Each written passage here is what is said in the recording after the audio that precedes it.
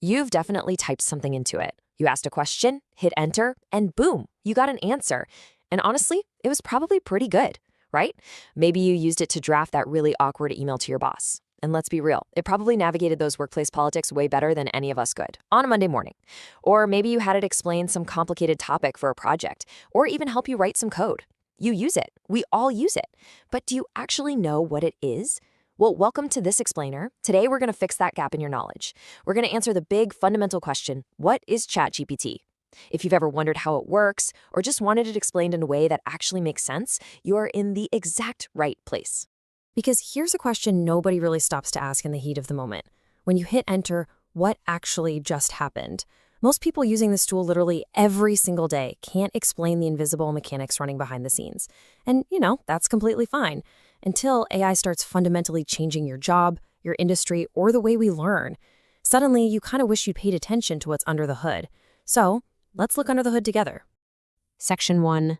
The simple answer. To get that simple answer, we have to start by stripping away the magic. Forget the sci-fi tropes, we need to establish the foundational concept of this tech.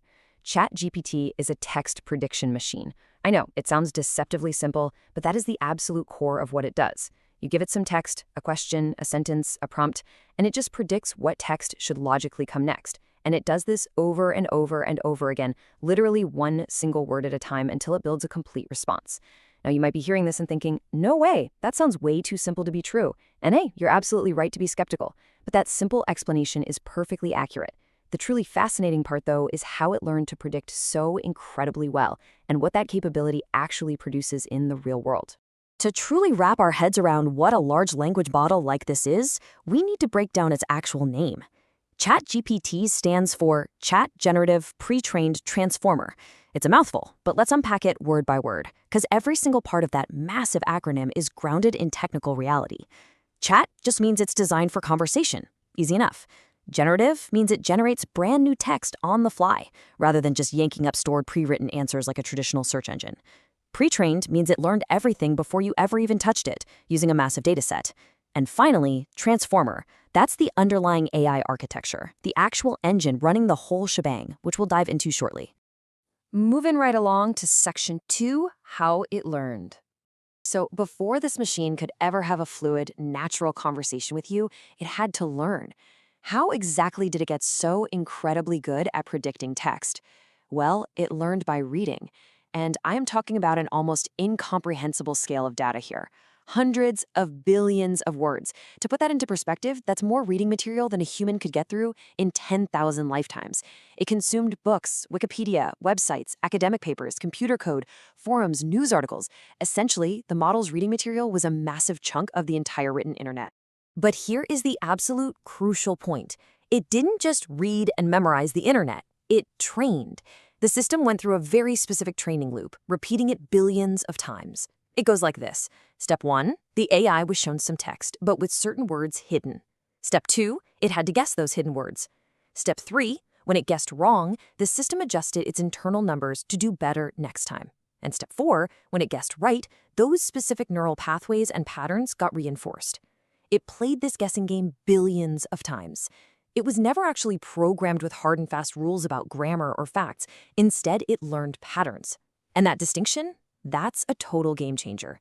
It's absolutely everything. And just to be clear, this training process wasn't some quick weekend experiment. We are talking about a training phase that took months of continuous, intense computing power. Picture thousands of specialized computer chips running literally red hot in giant data centers, costing tens of millions of dollars to complete. But after enough of this massive financial and computational investment, the model developed something truly remarkable. It didn't just get good at predicting the next word. It developed this emergent understanding of human logic, tone, facts, and context. Let's jump into Section 3, Tokens and the Engine. So let's peel back the next layer and examine the microscopic level of how the system actually processes that sentence you type into it. See, when you type a message, the AI doesn't read words the way you or I do, not at all. It chops your input into what are called tokens. Think of them kind of like syllables or individual pieces of a giant puzzle. A token can be a small chunk of text, a whole word, or sometimes just a single character. Then, for every single position in its response, it calculates probabilities. Given everything you typed before, what should logically come next? It calculates a vast distribution of probabilities and then samples from it. And actually, this probability sampling is exactly why if you give the AI two identical prompts, you might get slightly different responses each time. It's essentially rolling the dice on those probabilities. But what makes the transformer part of ChatGPT so uniquely powerful is this brilliant thing called the attention mechanism. Think of it as a process where every single token pays attention to every other token in your context simultaneously.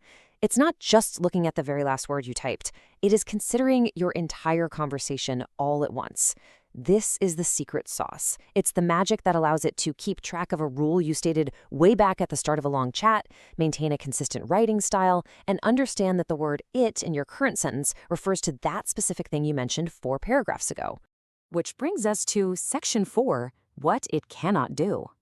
As wildly impressive as that underlying engine is, it's absolutely vital to understand the strict boundaries between this machine's brilliant capabilities and its very real limitations. Its capabilities are staggering, for sure. It can write essays, whip up code, explain complex ideas at literally any reading level, reason through logical problems, translate languages, summarize massive documents. But there are strict limitations that people often miss. By default, it cannot access the live internet unless it's given specific tools to do so. It has absolutely no opinions, no feelings, zero consciousness, and critically, and you really have to remember this one, it can be confidently wrong. And that brings us to a vital term you really need to know, hallucination. This is when an AI generates highly plausible, super confident sounding, but entirely made up facts, dates, or citations. It might invent a historical battle that never actually happened, complete with fake dates and fake heroes, simply because those words mathematically fit the pattern of the conversation. I really want to stress something crucial from our sources here. This is not a bug that the developers just forgot to fix. It is a fundamental property of how a text prediction system works. Because its primary goal is to produce plausible-sounding text, not necessarily factual text, it can invent a fake book title with absolute confidence. And this is exactly why you must always verify important information with a primary source. Now let's head into our final section, Section 5. Is it actually thinking? Let's zoom all the way back out to tackle the biggest philosophical and practical implication of everything we've covered today.